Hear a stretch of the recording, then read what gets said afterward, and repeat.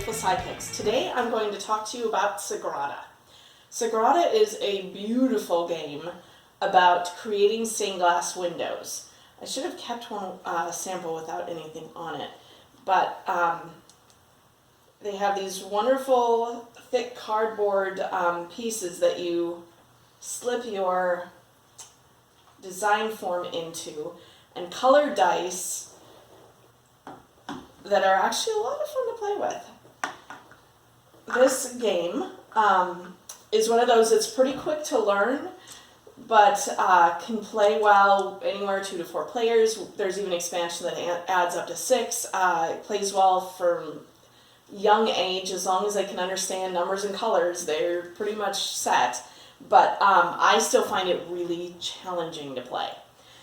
The setup starts with everyone getting these kind of cards that are double-sided, so you can choose which one you want. Do you want the one that takes a lot of blue on it, or do you want the one that's even more difficult and a lot more things are required on it?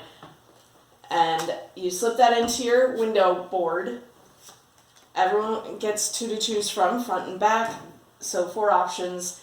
They get stones based on the difficulty they've chosen, which can come in handy later. Then you deal out 3 random shared goals, which can be things like a variety of numbers on your board in your window, variety of colors horizontally across your window, or colors placed diagonally on your window. Those all, depending on how often you fulfill them, will get you a certain number of points at the end of the game. Everyone also gets their own individual goal, which is generally a color, and you get to add up the point value of all of the dice of that color on your board. That's more points at the end. And then there's tools that are set out. Those are also chosen randomly from a deck. There's 3 different ones, and they'll let you change something when you're placing, and they use these stones. So I picked an easy board for myself, so I only have 3 of these stones to spend, whereas this player over here chose a rather more difficult board and has 5 of those stones to spend. So one of the important elements of this game that makes it such a thinky puzzle game is you've got these boards that define what's allowed to go where. First of all, the board you choose actually has some restrictions, like this particular square has to be yellow, this particular square has to be a 2. Then there's some white spaces. Now let's say I placed a blue 6 in the corner here. I can't place a 6 or a blue die next to it. You can never have the same color sharing a side, so diagonally is fine, but orthogonally not an option, or the same number orthogonally. They can't be next to each other. Let's get down to cases here for how a person plays. We all take turns being start player, and we draw dice out of the bag equal to 2 times number of players plus 1. So in a 3-player game, that means 7 dice. 7 dice. And then you roll them, the start player does, and they choose 1 die to place immediately on their board. If it's a first turn, you have to place your very first die somewhere on the edge. After that, everything always has to be played right next to another die that you have already played.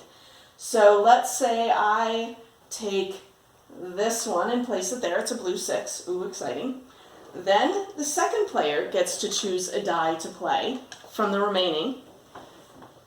And I'm just going to grab a blue 3 because there's lots of those. And I'm not going to spend a lot of time. Then the last player in the round chooses 2 dice, and then it returns back the way it came. So we would do something like that, and then, oops, I just knocked that about. One of the dangers of the game is you can start knocking things about. Say that player would choose 2, this player would choose another 1. There we go. That's one of the downsides of this game, is it can be kind of tough to make sure you don't mess up your dice. And then place 1 more, and the spare die is the round tracker. Let's say I really didn't like the number on the die that were left. I could choose a tool that lets me re-roll the remaining dice, or I could choose a tool that lets me actually trade one of the remaining dice with a dice that's actually on the round tracker. These are so, oops, I switched that.